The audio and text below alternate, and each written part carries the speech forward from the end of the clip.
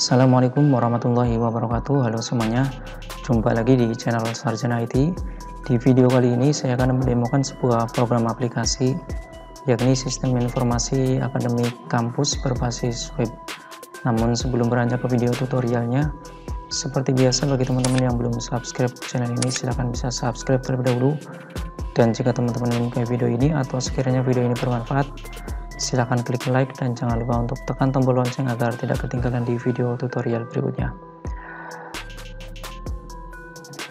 Baik, jadi langsung saja. Di sini adalah sebuah sistem informasi akademik ya, sistem informasi akademik kampus berbasis web. Nah, ini adalah halaman login ya. Jadi setiap user harus login terlebih dahulu sebelum masuk ke dalam sistem. Oke, kita akan login ya. Kita akan login sebagai super admin. Dan kita masukkan passwordnya. Kemudian jika mengalami kendala teknis, mungkin nggak bisa login, bisa hubungi admin ya. Oke, kemudian kita langsung login. Nah, kemudian akan masuk ke dalam halaman beranda atau dashboard dari Sistem Informasi Akademik Kampus ini. Di bagian dashboard ini ada beberapa informasi. Yang pertama ada jumlah pengumuman, kemudian jumlah ruang, kemudian jumlah user, kemudian ada ukuran database yang telah digunakan ya. Kemudian di bagian bawah ini ada aktivitas akun yang telah masuk ya. Berikutnya di bagian sebelah kiri ada beberapa menu. Yang pertama adalah beranda itu sendiri, kemudian ada pengaturan sistem. Di pengaturan sistem ini ada pengaturan umum ya.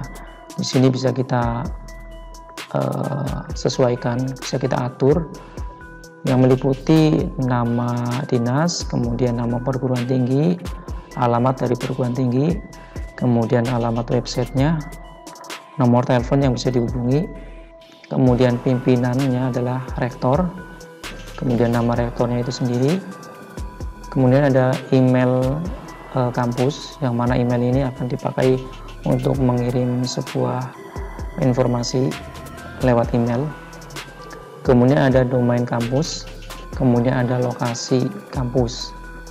Lokasi ini mengacu pada nama kota ya. Ini bisa kita sesuaikan atau bisa kita konfigurasi. Kemudian ada pengaturan di bagian informasi.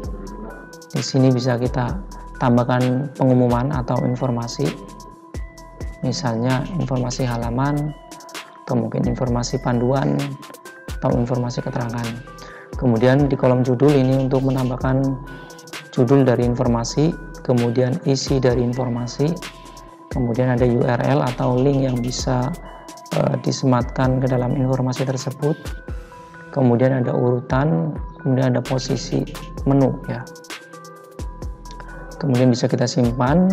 Di sini bisa kita pilih aktif atau nonaktif ya. Jika kita ingin menonaktifkannya, maka kita bisa klik nonaktif. Berikutnya ada menu pengaturan pengguna. Yang pertama adalah pengguna. Pengguna ini bisa kita tambahkan pengguna baru yang meliputi username, email, nomor telepon, password, nama, NIM atau mungkin NIP atau NIDN ya. Kalau NIDN untuk dosen, NIM untuk mahasiswa.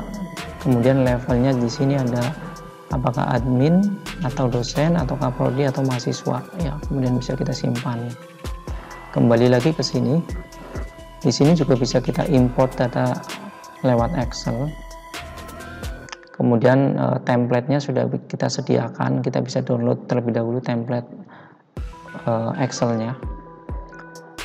Kemudian pada bagian pengaturan di user level ini levelnya ada 4 ya, meliputi mahasiswa, dosen, kaprodi, dan akademik. Jadi yang perlu digarisbawahi bahwa sistem ini bisa diakses oleh 4 bagian role atau hak akses. Yang pertama adalah mahasiswa, dosen, kaprodi, dan akademik. Berikutnya di bagian pengaturan institusi, di sini bisa kita atur di bagian satuan pendidikan. Di sini adalah Sekolah Tinggi Ilmu Ekonomi ya. Bisa kita tambahkan ya. Misalnya kita mau tambahkan fakultas atau mungkin kampus 1, kampus 2 dan lain sebagainya. Kemudian ada pengaturan untuk program studi ya. Program studinya ini bisa kita tambahkan ya. Misalnya kita tambah program studi atau jurusan baru, namanya apa, misalnya program studinya adalah teknik informatika misalnya. Kemudian semesternya mulai kapan, misalnya mulai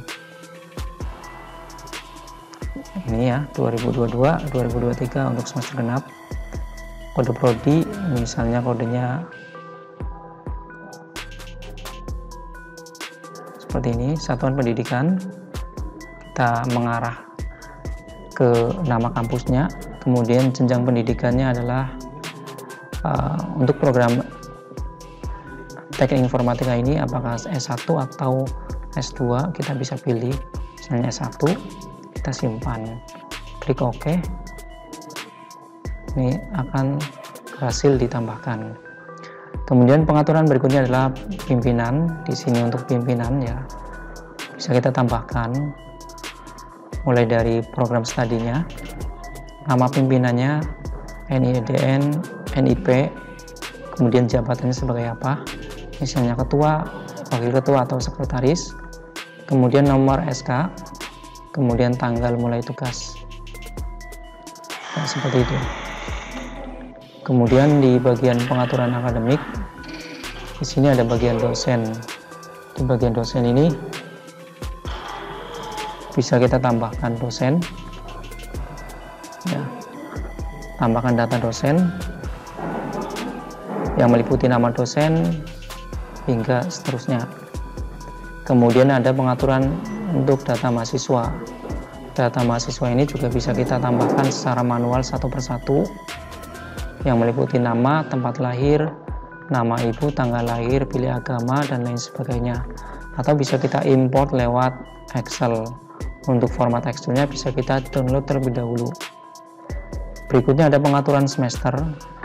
Pengaturan semester ini bisa kita masukkan kode semester, nama semester, kemudian ganjil, genap, atau semester pendek. Kemudian periode semesternya itu mulai kapan sampai kapan ya, kemudian bisa kita simpan. Kemudian mata kuliah, di mata kuliah ini bisa kita tambahkan data mata kuliah atau bisa kita import secara massal lewat file Excel. Untuk file Excelnya juga sudah kita sediakan, bisa kita download templatenya. Nah, di sini ada fitur untuk memfilter ya mata kuliah dari prodi tertentu, misalnya dari teknik informatika belum ada nama mata kuliah, dari prodi S1, prodi 1 misalnya sudah ada data mata kuliah. Kemudian yang berikutnya adalah kurikulum.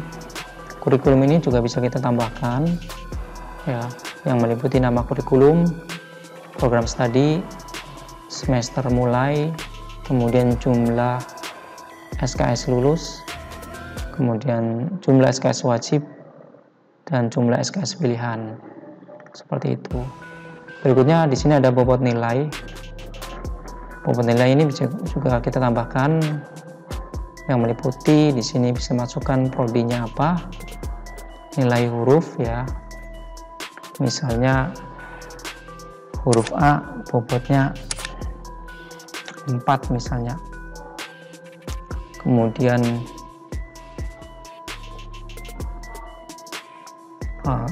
misalnya nilai A untuk nilai 80 sampai 95 misalnya.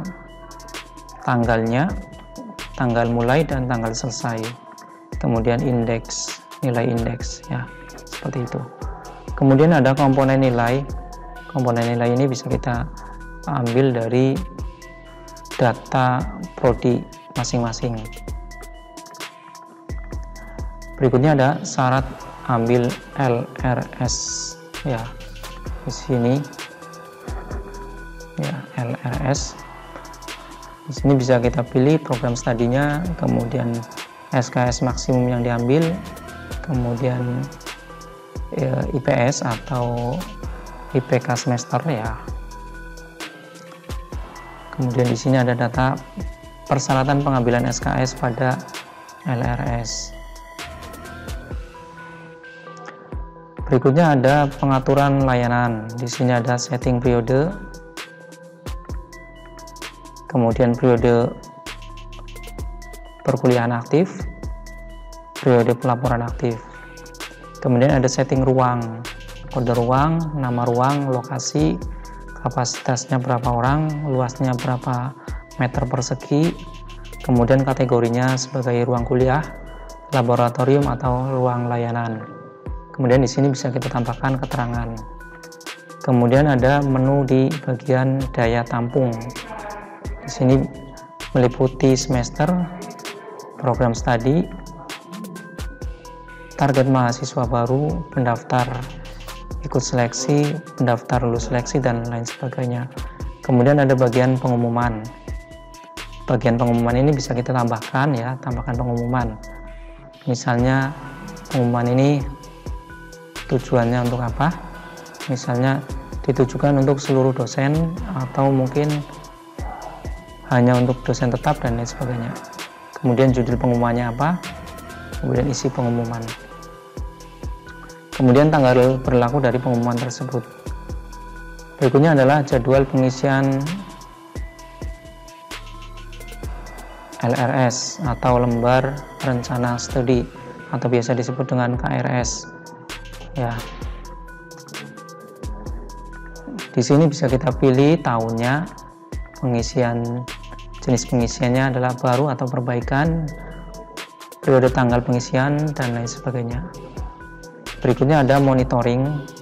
Monitoring data ini hanya berisi log aktivitas ya. Jadi aktivitas dari periode tertentu kita bisa lihat aktivitas dari akun yang masuk ke dalam sistem ini.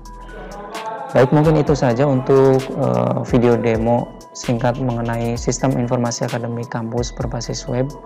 Semoga video ini memberikan gambaran dan bisa menjadikan referensi buat teman-teman sekalian yang ingin mengembangkan atau ingin membuat sebuah sistem yang serupa. Baik, saya ucapkan terima kasih untuk teman-teman yang sudah menyimak dari awal sampai akhir. Saya akhiri untuk video tutorial dan video demo kali ini. Terima kasih atas perhatiannya. Assalamualaikum warahmatullahi wabarakatuh.